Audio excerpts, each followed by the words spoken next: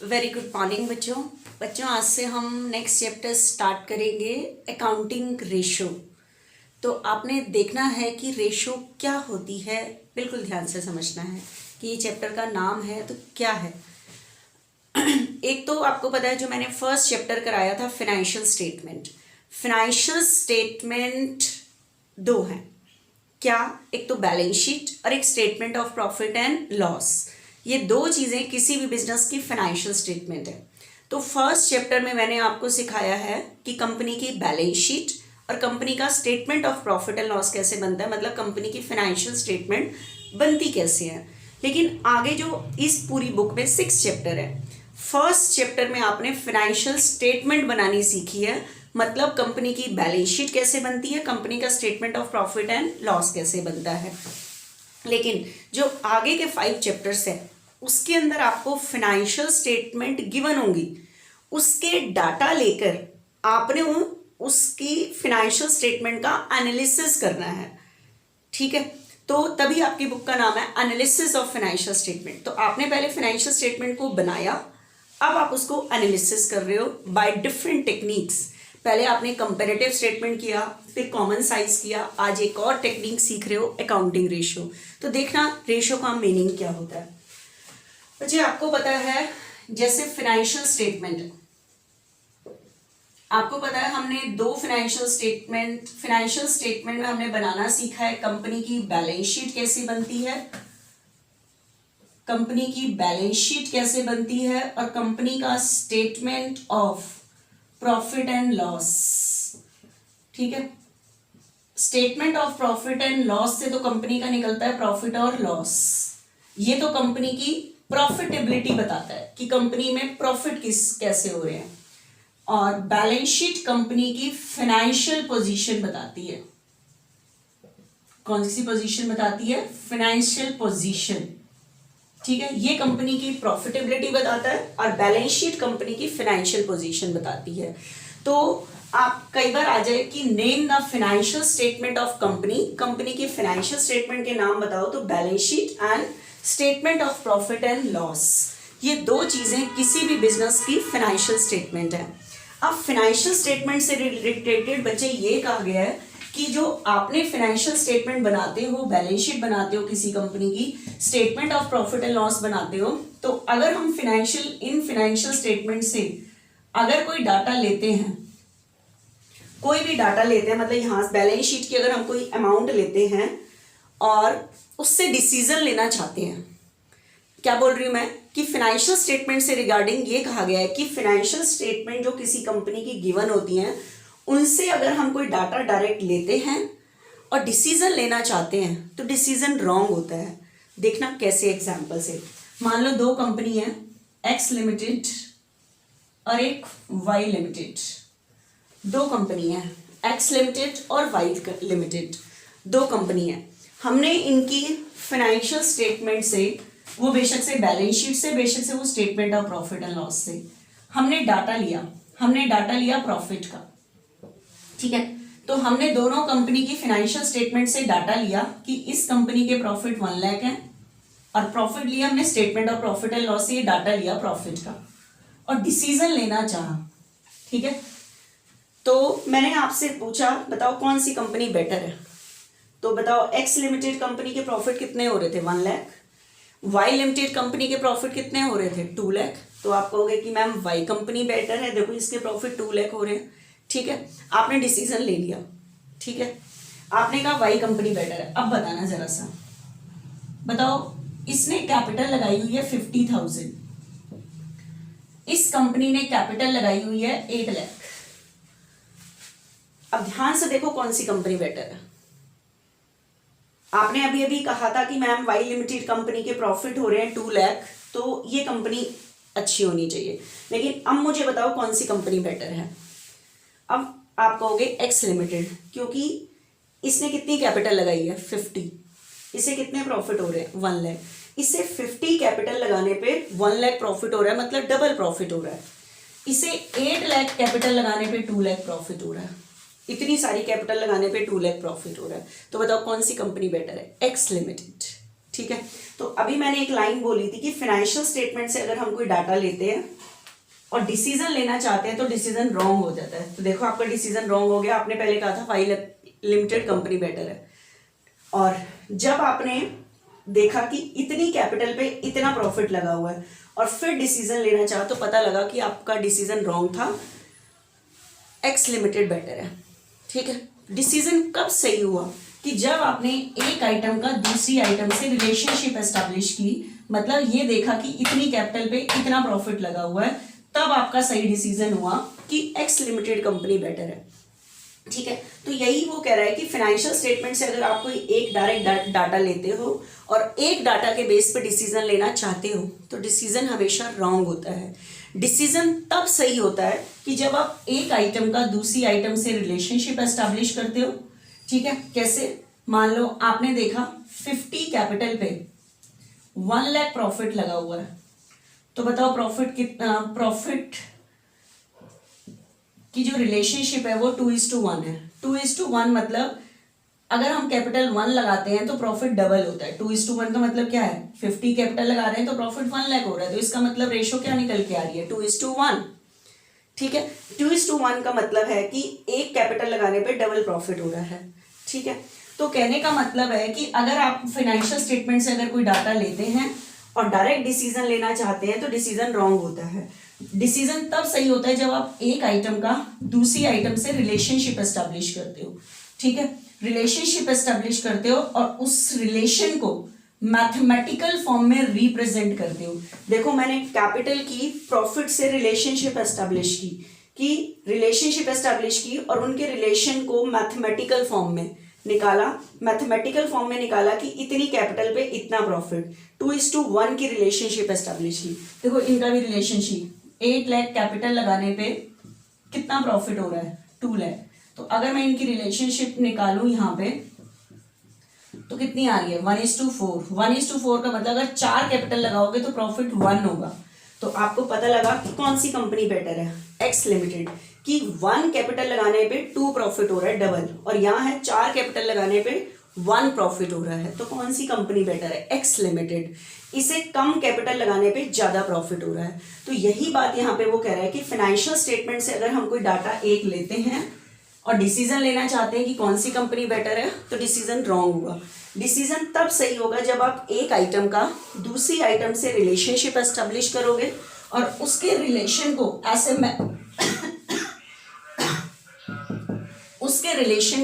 ऐसे mathematical form में निकालोगे। ठीक है, दैट इज कॉल्ड रेशियो। तो ध्यान से सुनना, एक आइटम का दूसरी आइटम से रिलेशनशिप एस्टैब्लिश करना और उनके रिलेशन को मैथमेटिकल फॉर्म में रिप्रेजेंट करना, दैट इज कॉल्ड रेशियो।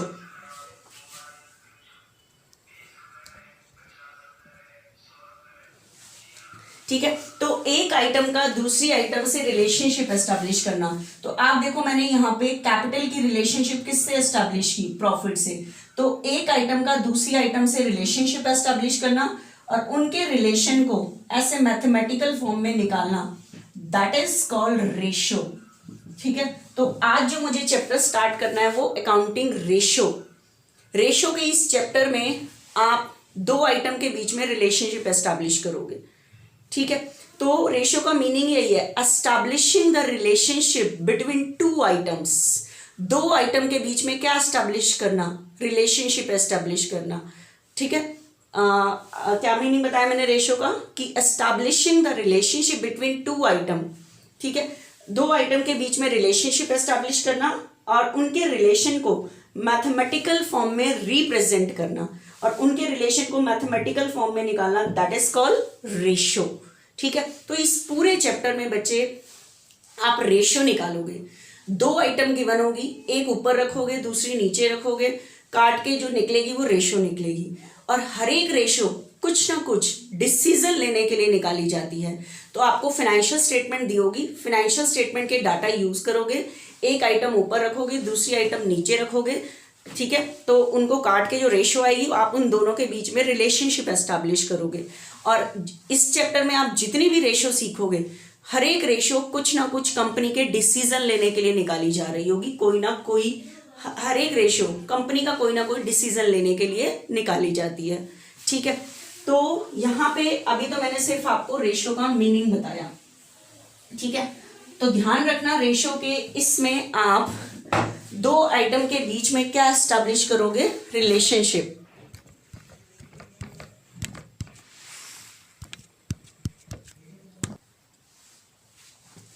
ठीक है बच्चे, तो रेशो का मीनिंग आपने क्या सीखा कि दो आइटम के बीच में रिलेशनशिप एस्टैब्लिश करना और उनके रिलेशन को मैथमेटिकल फॉर्म में रिप्रेजेंट करना, दैट इज कॉल्ड रेशो। तो पूरा चैप्टर रेशो है। इस पूरे चैप्टर में आपने दो आइटम के बीच में रिलेशनशिप एस्टैब्लिश करनी है। एक आइटम को ऊपर लिख देना और दूसरी आइटम को नीचे, और काट के रेशो निकाल देनी है आपने। और रेशो जो निकलेगी वो कंपनी का कोई ना कोई डिसीजन लेने के लिए निकाली जा रही होगी। जैसे आपने देखा भी, मैंने दो कंपनी का कंपैरिजन किया, एक्स लिमिटेड और वाई लिमिटेड। एक रेशो 2:1 थी और एक 1:4। तो उसको देख के हमने देखा कि 1 कैपिटल लगाने से डबल प्रॉफिट हो रहा है और 4 कैपिटल लगाने से 1 हो रहा है, तो कौन सी कंपनी बेटर है। तो रेशो की बेस पे हम डिसीजन ले सकते हैं, कंपनी से रिगार्डिंग कोई भी डिसीजन ले सकते हैं। तो हर एक रेशो कंपनी का कोई ना कोई डिसीजन लेने के लिए निकाली जाती है, ठीक है। तो आपके सिलेबस में बच्चे 4 टाइप्स की रेशोज हैं। एक मिनट, रेशो के टाइप्स करने से पहले कि रेशो का जो आप रेशो का मीनिंग है दो आइटम के बीच में रिलेशनशिप एस्टैब्लिश करना। इनके रिलेशन को प्रेजेंट करने के 4 तरीके हैं, 4 मेथड्स हैं, ठीक है। इनके रिलेशन को रिप्रेजेंट करने के 4 तरीके। कैसे? In the form of ratio. एक हम आंसर निकाल सकते हैं रेशो की फॉर्म में। जैसे आपको पता है कैपिटल लगी हुई है 50 और प्रॉफिट हो रहा है 2 लाख। प्रॉफिट कितना हो रहा है, सॉरी, प्रॉफिट हो रहा है 1 लाख। तो आपको अगर रिलेशनशिप एस्टैब्लिश करनी है तो कैसे करोगे, 50 और प्रॉफिट ऊपर, तो आपने इसको काटा तो रेशो बनी 2:1। तो आपने दो आइटम के बीच में जो रिलेशनशिप एस्टैब्लिश की, उसको, उनके रिलेशन को मैथमेटिकल फॉर्म में रिप्रेजेंट किया in the form of ratio. तो रिलेशनशिप एस्टैब्लिश करने के 4 तरीके हैं कि आंसर आप किस किस तरीके से निकाल सकते हो। तो एक तो answer in the form of ratio, तो ये रेशो की फॉर्म में आंसर है। और देखना और किस फॉर्म में, in the form of times. और किस फॉर्म में आंसर निकाल सकते हो, टाइम्स की फॉर्म में। कैसे? मान लो कैपिटल है 50 और प्रॉफिट हो रहा है 1 लाख। तो अगर मैं इसको काटूं तो ऐसे भी लिख सकती हूँ 2 टाइम्स, कि जो प्रॉफिट हो रहा है वो 2 गुना हो रहा है। 2 टाइम्स मतलब 2 गुना। ऐसे भी लिख सकते हो आंसर, ऐसे भी लिख सकते हो 2 टाइम्स। मतलब रिलेशनशिप एस्टैब्लिश करनी है रेशो की फॉर्म में, टाइम्स की फॉर्म में ऐसे निकालना होता है आंसर, ठीक है। आगे देखना, in the form of percentage. किस फॉर्म में रिलेशनशिप एस्टैब्लिश करना, परसेंटेज की फॉर्म में। जैसे कैपिटल लगी हुई है 50, प्रॉफिट हो रहा है 1 lakh.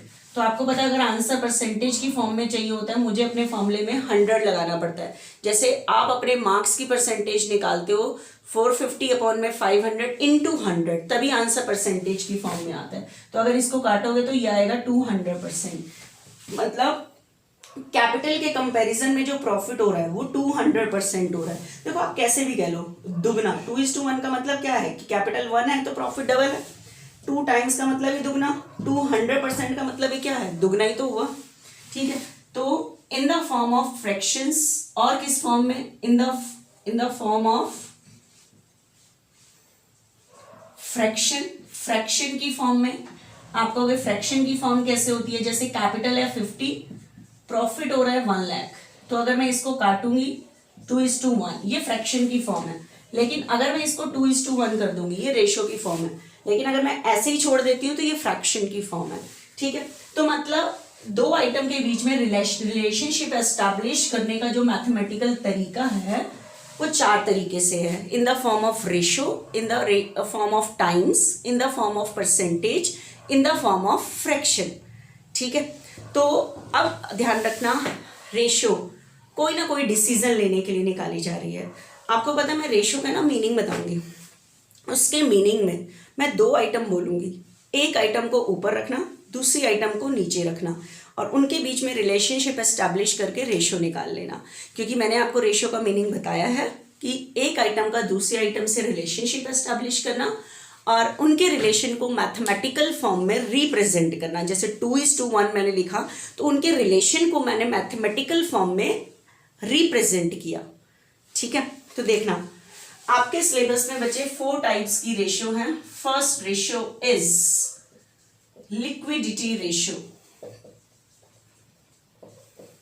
Second ratio is solvency ratio, next ratio is activity ratio, next ratio is profitability ratio। ठीक है, लेकिन आज हम कौन सी रेशियो स्टार्ट करेंगे? Liquidity ratio.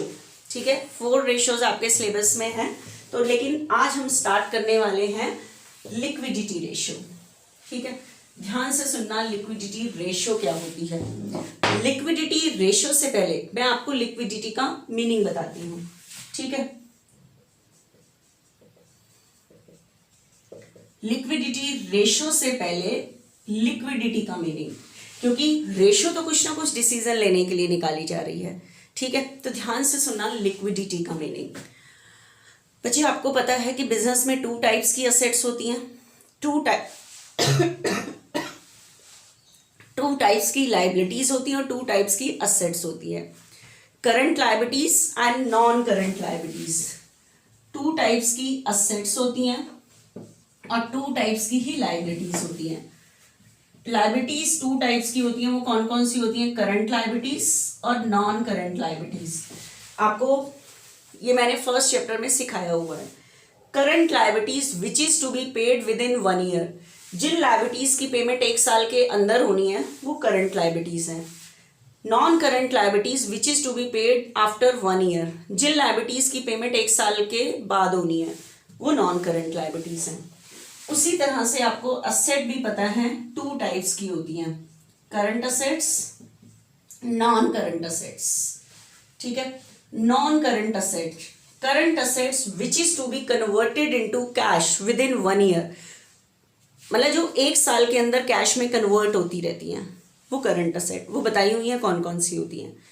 और जो 1 साल के अंदर कैश में कन्वर्ट नहीं होती वो नॉन करंट असेट। ये मैंने फर्स्ट चैप्टर में फाइनेंशियल स्टेटमेंट ऑफ कंपनी में सारा बताया हुआ है। अब ध्यान से सुना, लिक्विडिटी का रिलेशन होता है कंपनी की करंट लायबिलिटीज से। Liquidity means the position to pay the current liabilities. Liquidity means company की करंट लायबिलिटीज को पे करने की पोजीशन, एक कंपनी की करंट लायबिलिटीज को पे करने की पोजीशन। ठीक है, तो लिक्विडिटी रेशो का मीनिंग आपको पता है, हर एक रेशो कुछ ना कुछ डिसीजन लेने के लिए निकाली जा रही है। तो ध्यान से सुनना, लिक्विडिटी का रिलेशन कंपनी की करंट लायबिलिटी से है, नॉन करंट लायबिलिटी से नहीं है। तो लिक्विडिटी रेशो ये जानने के लिए निकाली जाती है, हर एक रेशो कंपनी का कोई ना कोई डिसीजन लेने के लिए निकाली जा रही है। तो लिक्विडिटी रेशो ये जानने के लिए निकाली जाती है कि एक कंपनी अपनी करंट लायबिलिटीज को पे करने की पोजीशन में है या नहीं। Liquidity ratio is calculated to know that the company is able to pay the current liabilities और नॉट, कि एक कंपनी अपनी करंट लायबिलिटीज को पे करने की पोजीशन में है या नहीं। ऐसा तो नहीं है कि कंपनी में पैसा ही नहीं है करंट लायबिलिटीज को पे करने के लिए। तो एक कंपनी अपनी करंट लायबिलिटीज को पे करने की पोजीशन में है या नहीं, ये जानने के लिए लिक्विडिटी रेशो निकाली जाती है। तो लिक्विडिटी का रिलेशन है कंपनी की करंट लायबिलिटी से। तो लिक्विडिटी रेशो ये जानने के लिए निकाली जाती है, क्योंकि आपको पता है हर एक रेशो कुछ ना कुछ डिसीजन लेने के लिए निकाली जा रही है। तो लिक्विडिटी रेशो ये जानने के लिए निकाली जाती है कि एक कंपनी अपनी करंट लायबिलिटीज को पे करने की पोजीशन में है या नहीं है, ये जानने के लिए लिक्विडिटी रेशियो निकाली जाती है। ठीक है, under this 2 ratios are calculated. इसके अंडर 2 रेशियोज कैलकुलेट होती हैं, एक तो करंट रेशियो, एक quick ratio. Current ratio and quick ratio, ठीक है। ये दोनों ही रेशो लिक्विडिटी का पार्ट है, तो डेफिनेट है ये भी करंट लायबिलिटीज को पे करने की पोजीशन बताएगी, ये भी करंट लायबिलिटीज को पे करने की पोजीशन बताएगी, क्योंकि लिक्विडिटी का रिलेशन कंपनी की करंट लायबिलिटी से है, तो ये दोनों इसी का ही तो पार्ट है, तो ये दोनों भी करंट कंपनी की करंट लायबिलिटीज को पे करने की पोजीशन बताएंगी। तो अब ध्यान से सुनना, करंट रेशो, करंट रेशो। अब मैं आपको इसका मीनिंग बता रही हूं। आपको मैंने बताया था रेशो कोई ना कोई डिसीजन लेने के लिए निकाली जा रही है, और जब मैं रेशो का मीनिंग बताऊंगी, किसी भी रेशो का मीनिंग बताऊंगी, उसमें उसके मीनिंग में मैं दो आइटम यूज करूंगी। तो एक आइटम ऊपर आएगी, दूसरी आइटम नीचे आएगी, फॉर्मूला बन जाएगा और आपने रेशो निकाल लेनी है। तो ध्यान से सुनना, करंट रेशो का meaning, current ratio CR। Current ratio ये जानने के लिए निकाली जाती है कि एक कंपनी के पास अपनी करंट लायबिलिटीज को पे करने के लिए कितनी करंट असेट्स हैं। Current ratio is calculated to know that how much company having the current assets to pay the current liabilities. दोबारा से सुनो क्या लाइन मैंने बोली है, कि करंट रेशियो ये जानने के लिए निकाली जाती है कि एक कंपनी के पास अपनी करंट लायबिलिटीज को पे करने के लिए कितनी करंट असेट्स हैं। तो बताओ इस पूरे मीनिंग में मैंने क्या दो आइटम यूज किए हैं। करंट लायबिलिटीज को पे करने के लिए कितनी करंट असेट है, दो आइटम, और रेशियो का मीनिंग है दो आइटम के बीच में रिलेशनशिप एस्टैब्लिश करना। तो मैंने यूज किया है कि करंट रेशियो ये जानने के लिए निकाली जाती है कि कंपनी के पास अपनी करंट लायबिलिटीज को पे करने के लिए कितनी करंट असेट है। तो इस करंट रेशियो के मीनिंग में मैंने दो आइटम यूज किए, करंट असेट्स अपॉन में करंट लायबिलिटी। तो करंट रेशियो निकालने का फॉर्मूला है करंट असेट्स अपॉन में करंट लायबिलिटी। तो इन दो, इस डिसीजन लेने के लिए, ठीक है, ये दो आइटम यूज करनी है आपने। तो करंट रेशियो निकालने के लिए आपको दो आइटम यूज करनी है, करंट असेट्स अपॉन में करंट लायबिलिटी, ठीक है। तो ये निकालने आनी चाहिए आपको, करंट असेट्स और करंट लायबिलिटी। अब मैं आपको बताती हूं करंट असेट्स कैसे निकालेंगे। आप सबको पता है कि करंट असेट्स की कैलकुलेशन कैसे होती है, करंट असेट्स की कैलकुलेशन कैसे होती है आप सबको निकालना है। तो इस फॉर्मूले के लिए आपको दो आइटम आनी चाहिए निकालने के लिए, ठीक है। ध्यान से देखना, करंट असेट्स, तो दोनों के बारे में आपको बताती हूँ लाइन से। करंट असेट्स, आपको पता है मैंने फर्स्ट चैप्टर बताया था, करंट असेट एक हेडिंग थी, इसके अंदर 4 सब हेडिंग थी, सॉरी करंट असेट में 6 सब हेडिंग थी, ठीक है। तो करंट असेट इन 6 सब हेडिंग का कॉम्बिनेशन है, इनको मिलके ही करंट असेट बनती है, ठीक है। तो करंट असेट में सबसे पहली सब हेडिंग थी करंट इन्वेस्टमेंट, ठीक है।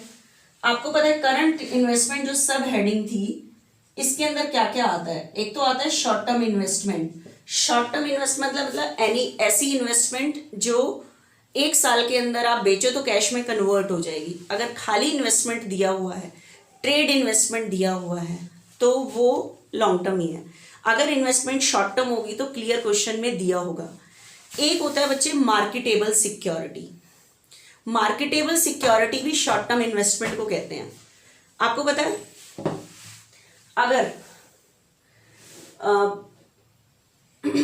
जिन इन्वेस्टमेंट का जो मैच्योरिटी पीरियड है वो 90 डेज होता है, कितना होता है, 90 डेज होता है।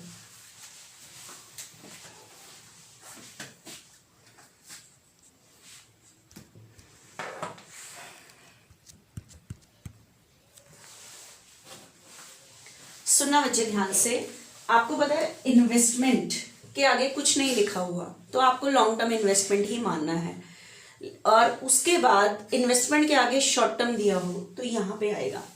अब मेरी बात को ध्यान से सुनना, कई बार क्या होता है जो शॉर्ट टर्म इन्वेस्टमेंट होती हैं उनका अगर मैच्योरिटी पीरियड 3 मंथ्स या 3 मंथ से कम होता है, 3 मंथ्स या 3 मंथ से कम होता है, या कह लो 90 डेज, तो उस टाइम वो इन्वेस्टमेंट करंट इन्वेस्टमेंट में ना आके कैश और कैश इक्विवेलेंट में आ जाती हैं वो। आप उसे मार्केटेबल सिक्योरिटी भी कह सकते हो। मार्केटेबल सिक्योरिटी है, ठीक है, तो वो मतलब अगर उसका मैच्योरिटी पीरियड 3 मंथ से ज़्यादा है तो वो यहाँ आएगी। Marketable security short term investment को ही कहते हैं, मतलब जो इमीडिएटली बिकने के लिए तैयार रहती हैं। तो वो अगर उसका मैच्योरिटी मतलब आने तो करंट असेट में ही है, लेकिन बात आ रही है करंट इन्वेस्टमेंट में आएगी या कैश और कैश इक्विवेलेंट में आएगी, तो इसके लिए आपको मैच्योरिटी पीरियड देखना पड़ेगा उसका कि क्या है। अगर 3 मंथ से ज़्यादा होता है तो वो इसमें ही आएगी, लेकिन अगर 3 मंथ्स या 3 मंथ से कम होता है तो वो कैश और कैश इक्विवेलेंट में, क्योंकि इसे इमीडिएटली बेचा जा सकता है, तो वो करंट असेट में तो आएगी, लेकिन सब हेडिंग उसमें रहेगी कैश और कैश इक्विवेलेंट में, ठीक है। तो मार्केटेबल सिक्योरिटी भी हो सकता है।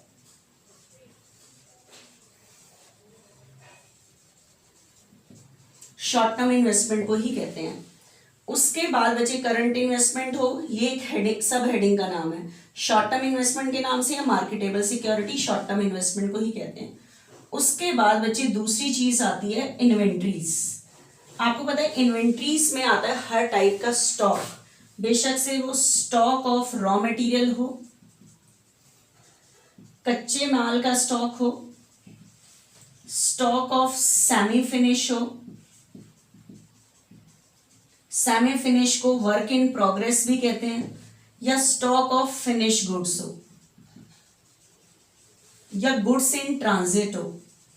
गुड्स इन ट्रांजिट होता है माल का रास्ते में होना, लेकिन माल स्टॉक ही हुआ, मेरी असेट है, कैसे भी हो।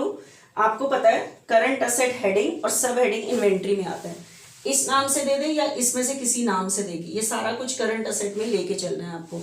लेकिन आपको ध्यान होगा, मैंने आपको बताया था कि 2 चीज हैं, एक तो loose tools and spare parts. Spare parts, ठीक है। लूज टूल्स क्या होता है? औजार। तो औजार हमारी कैसे करंट असेट हो सकती हैं, ठीक है, क्योंकि 1 साल के अंदर हम इन्हें बेचने के लिए तो नहीं खरीदते, लेकिन आपको मैंने बताया था कि इनका जो लाइफ टाइम होता है, मतलब इनका चलने का जो पीरियड है लाइफ टाइम, वो 1 साल ही होता है। 1 साल में ये खराब हो जाते हैं तो हमें बेचने पड़ते हैं, तो इनका स्क्रैप हम बेचते हैं, कैश आता है तो उससे हम नया लूज टूल खरीदते हैं, जो भी स्क्रैप बिका उससे और कैश मिला के नया खरीदते हैं। लेकिन इन्वेंट्री के, और ये लिखा इसके अंदर जाता है, लेकिन लूज टूल और स्पेयर पार्ट्स का पैसा लायबिलिटीज की पेमेंट के लिए यूज नहीं होता, ये किसी वजह से करंट असेट में रखा गया है। किस लिए? क्योंकि इनका life time with in 1 year है, जिसकी वजह से इसे करंट असेट हेडिंग में इन्वेंट्री में रखा गया है, जबकि ये होना नहीं चाहिए, ठीक है। तो इसका लूज टूल और स्पेयर पार्ट्स का पैसा जब ये स्क्रैप होते हैं, बिकने से जो कैश आता है और पैसे मिला के नए औजार खरीदते हैं, लायबिलिटीज की पेमेंट के लिए यूज नहीं होता। तो इसलिए जब आप करंट असेट की कैलकुलेशन के लिए इन्वेंट्री लेके चल रहे हो, इन्वेंट्री में अगर लूज टूल और स्पेयर पार्ट्स हैं, इसको नहीं लोगे, हटा दोगे इन्वेंट्री में से, करंट असेट की कैलकुलेशन में से, क्योंकि आज हम कोई करंट असेट की कैलकुलेशन नहीं कर रहे, कुछ डिसीजन लेने के लिए निकाल रहे हैं, तो इसका पैसा पेमेंट के लिए यूज नहीं होता, ठीक है। Next, trade receivable. Trade receivable में आपको पता है 2 चीजें आती हैं, एक तो debtors and BR. Debtors and BR आप सबको पता है दोनों ही करंट असेट है हमारी, लेकिन इस सब हेडिंग में मिलेगी, इस नाम से मिल जाए या डेटर या बीआर के नाम से मिल जाए, आपको करंट असेट की कैलकुलेशन में लेके चलना है। आपको मैंने कहा current asset is the combination of 6 सब हेडिंग, जो मैंने आपको 6 सब हेडिंग सिखाई थी, उनके टोटल, उनमें जो जो चीजें आती है सबका टोटल करके करंट असेट बनेगी। तो मैं एक एक करके सारी सब हेडिंग जो मैंने समझाई हुई थी इसमें आता क्या है, वो सारी चीजें बता के चल रही हूँ आपको, ठीक है। ट्रेड रिसीवेबल के बाद नेक्स्ट सब हेडिंग हमारे पास बनती है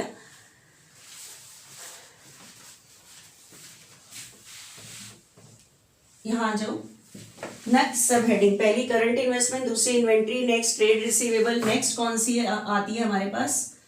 कैश एंड कैश इक्विवेलेंट, ठीक है। नेक्स्ट सब हेडिंग इस नाम से दे दे, और आपको पता है इसके अंदर आता क्या क्या है, cash, bank balance, cheque in hand के नाम से आ जाए, वही बैंक के बैलेंस को ही कहते हैं। ड्राफ्ट इन हैंड वही चेक इन हैंड को कहते हैं। ठीक है, ये सारे इसी के अंदर नजर आते हैं, कैश और कैश इक्विवेलेंट में। अगर मार्केटेबल सिक्योरिटी मतलब शॉर्ट टर्म इन्वेस्टमेंट का जो मैच्योरिटी पीरियड है वो 3 मंथ्स या 3 मंथ से कम है तो मार्केटेबल सिक्योरिटी आपको इस सब हेडिंग के अंदर नजर आती है। ठीक है, लेकिन है तो करंट असेट, बेशक से यहाँ नजर आए या बेशक से यहाँ नजर आए। ठीक है, उसके बाद बचे नेक्स्ट सब हेडिंग कौन सी होती है? Short term loans and advances. Short term loans and advances बच्चे, ये हमारी असेट कैसे हो सकती हैं? ये लोन हमने लिए नहीं है, दिए हुए हैं और शॉर्ट टर्म के लिए दिए हुए हैं जो 1 साल के अंदर हमें वापस मिल जाएंगे। तो आपको पता है ये करंट असेट सब हेडिंग के अंदर ही आता है। उसके बाद लास्ट सब heading other current asset. Other current assets, other current asset तो 6 सब हेडिंग हो गई। First current investment, next inventories, next trade receivable, next cash और कैश इक्विवेलेंट, इस नाम से दे दे या इस नाम से कोई चीज दे दे।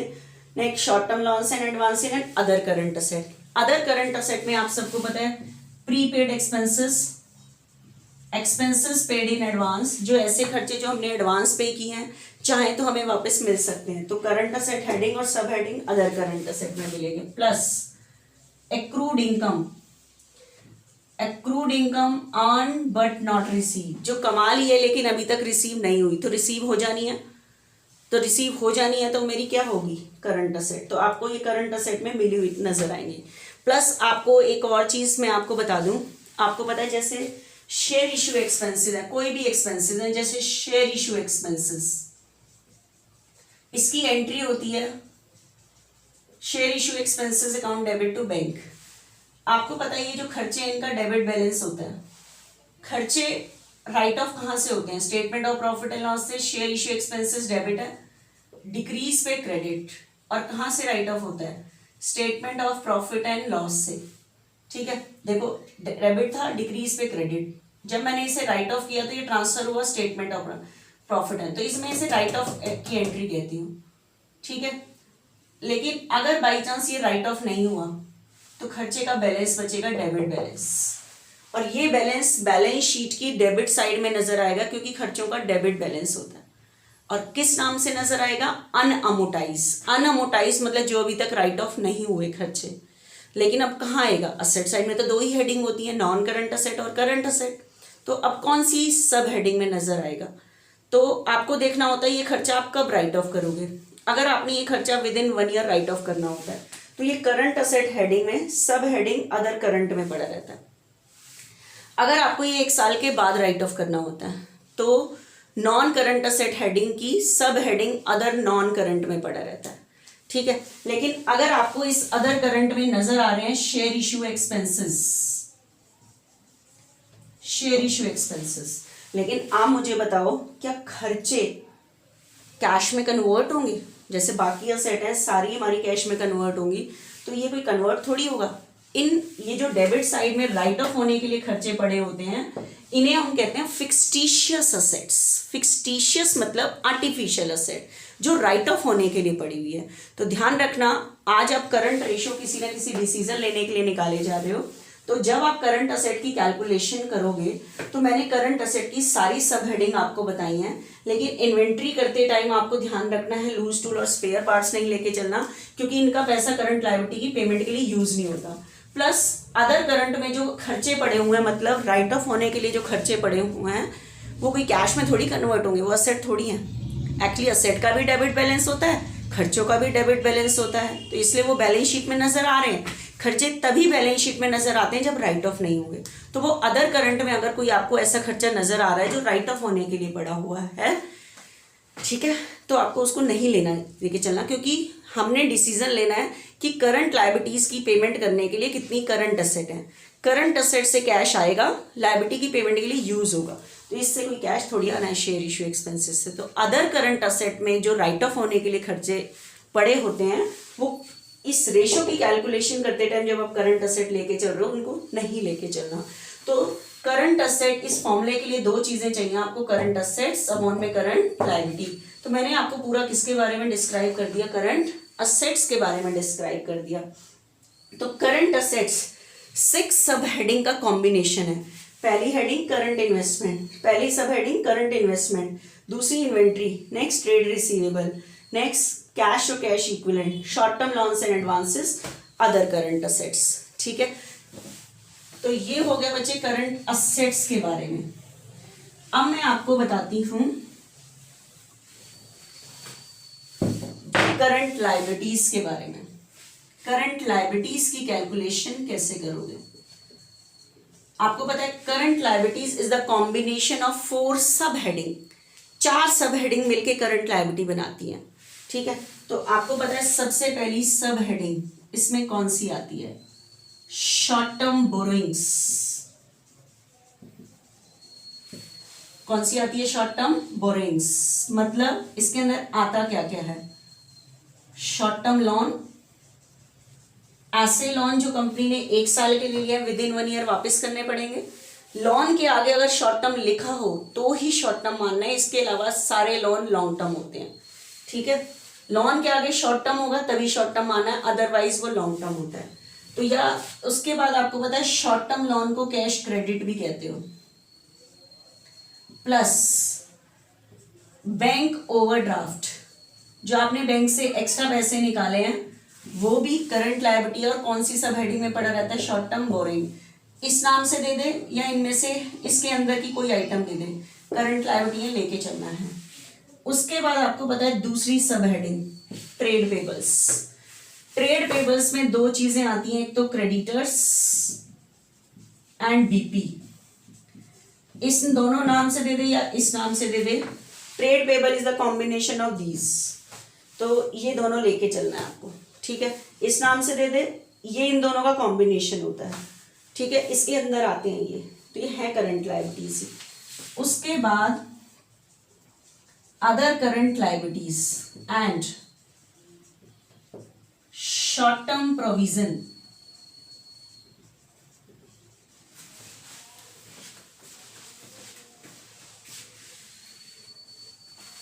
कौन सा प्रोविजन? Short term provisions. अब सुनना ध्यान से, आपको मैंने बताया था कि 2-3 प्रोविजन ही शॉर्ट टर्म है जिनकी सेटलमेंट विद इन 12 मंथ्स ही हो जाती है, जैसे provision for tax. Provision for tax, आप टैक्स के लिए जो प्रॉफिट से पैसे निकालते हो विद इन 1 ईयर वो पे हो जाता है, क्योंकि हर साल के लिए टैक्स देना पड़ता है। तो टैक्स के लिए जो प्रोविजन बनाया है वो विद इन 1 ईयर गवर्नमेंट को पे करना होता है। तो ये करंट लायबिलिटी हेडिंग और सब हेडिंग शॉर्ट टर्म प्रोविजन में रहता है। Plus provision for doubtful debts. आपको मैंने कहा था प्रोविजन फॉर डाउटफुल डेब्ट्स भी शॉर्ट टर्म प्रोविजन है, लेकिन आप कहोगे कि मैम डाउटफुल डेब्ट्स का प्रोविजन कोई पे थोड़ी करते हैं हम किसी को। डेफिनेट आपको इसको करंट लायबिलिटी में नहीं लेके चलना। इसका अफेक्ट क्या करना है आपने? जो आपने करंट असेट में डेटर लेने हैं वो प्रोविजन लेस करने के बाद लेने हैं। ठीक है, आप देखो जब मैं पार्टनरशिप कराती थी आपके पास डेटर होते हैं, डेटर हैं 1 लाख के, और इसमें से आप provision for doubtful debts less करते हो, मान लो 90। अब सुनो ध्यान से, ये बैलेंस शीट का डेबिट साइड है। अगर आप इस प्रोविजन को यहां ना लिखो, ठीक है, तो आप डेबिट में से लेस करते हो। डेबिट में से लेस करना क्या होता है? क्रेडिट। तो provision for doubtful debt balance sheet के क्रेडिट साइड में एक नजर आता है ऐसे, लेकिन ये हमें किसी को पे थोड़ी करना है। ठीक है, ये तो लॉस को कवर करने के लिए यूज होना है। तो ध्यान रखना, प्रोविजन फॉर डाउटफुल डेट्स को आप करंट लायबिलिटी की कैलकुलेशन में नहीं लोगे, लेकिन करंट असेट में आप जो डेटर यूज करोगे उसमें से प्रोविजन फॉर डाउटफुल डेट्स जो लायबिलिटी साइड में दिया हुआ है वो लेस करने के बाद यूज करोगे। मतलब आपको अगर करंट असेट में डेटर 1 लाख दिए हैं, प्रोविजन 10 आपको लायबिलिटी साइड में दिया है, तो आपने करंट असेट में जो डेटर यूज करने हैं वो 90 यूज करने हैं। मतलब प्रोविजन फॉर डाउटफुल डेट्स को करंट लायबिलिटी में नहीं लेना, लेकिन करंट असेट की कैलकुलेशन में जो आप डेटर यूज करोगे वो provision for doubtful debts less करने के बाद वाले यूज करोगे। ठीक है, ये हो गए। तो ये हो गए हमारे बच्चे शॉर्ट टर्म प्रोविजन। अब रहेगी अदर करंट लायबिलिटी। अब सुनो ध्यान से, जैसे outstanding expenses, outstanding salary, outstanding कुछ भी, आउटस्टैंडिंग वेजेस, आउटस्टैंडिंग सैलरी, कुछ भी, ये विद इन 1 ईयर पे हो जाते हैं। Plus income receive in advance, income receive in advance, ऐसी इनकम जो हमें एडवांस रिसीव हुई है तो विद इन 1 ईयर हमें क्या करनी पड़ सकती है वापस, तो करंट लायबिलिटीज है, ठीक है। Plus dividend payable, dividend payable आपको पता है डिविडेंड विद आउटस्टैंडिंग डिविडेंड इसको कहते हैं, डिविडेंड भी with in 1 year share holder को पे हो जाता है। तो करंट लायबिलिटीज की कैलकुलेशन के लिए आपको ये 4 सब हेडिंग है, short term borrowing, trade payable, other current liability, short term provision. इसके अंदर आता क्या क्या है मैंने फर्स्ट चैप्टर में भी डिस्कस किया हुआ है। तो करंट असेट की कैलकुलेशन और करंट लायबिलिटीज की कैलकुलेशन में आपको क्या क्या लेके चलना है, तो आपको बैलेंस शीट दी होगी, उसमें से छांट के आपने कहेगा करंट रेशो निकालो। करंट रेशो का फॉर्मूला है करंट असेट्स अपॉन में करंट लायबिलिटी। तो मैंने आपको करंट असेट कैसे कैलकुलेट करते हैं वो बता दी, करंट लायबिलिटीज कैसे कैलकुलेट करते हैं वो बता दी, ठीक है। तो ये निकाल के आप रेशो निकाल लोगे यहाँ पे। अब बताना, ध्यान से सुनना, इसकी जो आइडियल रेशो बताई गई है वो 2:1 बताई गई है। क्या बताई गई है? 2:1। मतलब आपका जब सम करने के बाद जो रेशो निकले 2:1 is the best ratio, ideal ratio बताई गई है। मतलब करंट लायबिलिटीज अगर 1 है तो करंट असेट 2 है, तो 2:1 अगर आपकी रेशो आ रही है तो बेस्ट रेशो है। आप कहोगे कि मैम 2 क्यों रखी गई है? 1 रुपए की पेमेंट करने के लिए कंपनी के पास 2 रुपीज की करंट असेट होनी चाहिए, मतलब डबल करंट असेट होनी चाहिए। वो इसलिए अगर कैश को कन्वर्ट मतलब करंट असेट से अगर आधे पैसे भी आ गए तो आसानी से करंट लायबिलिटीज की क्या हो जाएगी? पेमेंट। इसलिए करंट असेट को डबल रखा गया है। अब मुझे बताओ आइडियल रेशो तो यही बताई गई है, करंट रेशो की जो आइडियल रेशो बताई गई है वो 2:1 बताई गई है। लेकिन अगर आपके सम में अगर ये 3:1 आ रही है, बताओ ये अच्छी रेशो है या नहीं है? अच्छी है। 1 रुपए को पेमेंट करने के लिए आपके पास 3 रुपए हैं, इसका मतलब आप आसानी से पेमेंट कर सकते हो। अगर आपकी रेशो ये ऐसे आ रही है, आप कहोगे मैम और अच्छी है, 1 रुपए को पे करने के लिए मेरे पास 4 रुपए हैं, ठीक है। अगर ये इतनी आ रही है, आप कहोगे मैम और अच्छी है, 1 रुपए को पे करने के लिए मेरे पास 8 रुपए हैं। लेकिन ध्यान रखना, करंट रेशो का आइडियल रेशो से थोड़ा बहुत ज़्यादा होना अच्छा है, लेकिन बहुत ज़्यादा होना अच्छा नहीं है। क्योंकि किसी भी कंपनी में करंट असेट का ज़्यादा, क्योंकि 8:1 का मतलब क्या है कि लायबिलिटी अगर 1 है तो करंट असेट 8 है, और किसी भी कंपनी में करंट असेट का ज़्यादा होना अच्छा नहीं माना जाता। आप कहोगे क्यों नहीं माना जाता? क्योंकि करंट असेट के ज़्यादा होने का अच्छा मीनिंग निकाला जाता है, क्योंकि करंट असेट में स्टॉक भी होता है। तो करंट असेट के ज़्यादा होने का मीनिंग निकाला जाता है कि कंपनी में स्टॉक ज़्यादा है, और स्टॉक ज़्यादा होने का मीनिंग निकाला जाता है कि कंपनी में माल बनने के बाद स्टॉक में ही पड़ा रहता है, बिकता ही नहीं है। जो शो करता है कि कंपनी में माल बिकता ही नहीं है तो कंपनी में प्रॉफिट ही नहीं होते। तो इसलिए कंपनी में करंट असेट का ज़्यादा होना अच्छा नहीं माना नहीं जाता। तो करंट असेट के ज़्यादा होने का मीनिंग निकाला जाता है स्टॉक ज़्यादा होना, और स्टॉक के ज़्यादा होने मीनिंग निकाला जाता है कि गोडाउन में माल बनने के बाद पड़ा रह जाता है, बिकता ही नहीं है, इसका मतलब इस कंपनी में। तो इसीलिए ये ज़्यादा होनी अच्छी नहीं है। तो करंट रेशो की जो आइडियल रेशो बताई गई है वो 2:1, इससे थोड़ी बहुत ज़्यादा होनी अच्छी है, बहुत ज़्यादा होनी अच्छी नहीं है, और कम होनी अच्छी नहीं होगी। क्योंकि हमें कई बार कमेंट करना पड़ेगा कि कैसी रेशो निकली है, जो जिस कंपनी की आपसे निकलवाएगा करंट रेशो कि वो अच्छी है या नहीं। प्लस करंट रेशो का दूसरा नाम वर्किंग कैपिटल रेशो भी है, वर्किंग कैपिटल रेशो। ध्यान रखना, अगर आपके एग्जाम में आ जाए करंट रेशो तब भी यही फॉर्मूला है, वर्किंग कैपिटल रेशो तब भी यही फॉर्मूला है, ठीक है।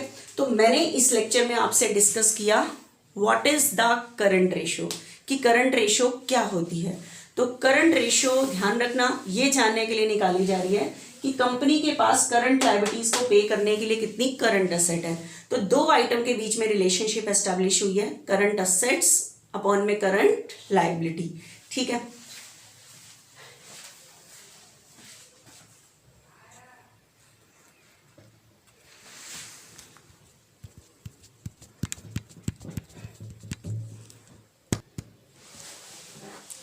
देखना बच्चे, मैंने आपको करंट रेशो का पूरा डिस्क्राइब कर दिया। इसके बेस पे हम सम स्टार्ट करते हैं।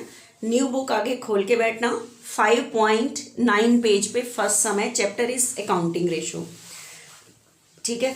पढ़ो, इलास्ट्रेशन फर्स्ट में लिखा हुआ है फ्रॉम द फॉलोइंग, जो नीचे दिए हैं चीजें, कंप्यूट करंट रेशो, क्या निकालो आप, current ratio, and give your comment on it, comment भी करना बताना है।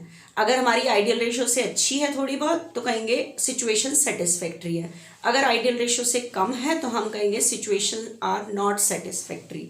ठीक है, तो करंट रेशो निकालनी है, तो आप देखो करंट रेशो निकालनी है तो आप सॉल्व कैसे करोगे इस सम को। करंट रेशो का फॉर्मूला है बच्चे